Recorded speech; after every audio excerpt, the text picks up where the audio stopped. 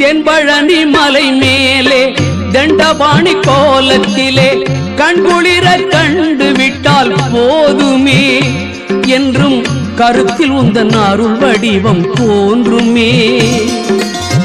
தென்பழனி மலை மேலே தண்டபாணி கோலத்திலே கண்குளிர கண்டு விட்டால் போதுமே என்றும் கருத்தில் உந்தன் அருள் வடிவம் தோன்றுமே.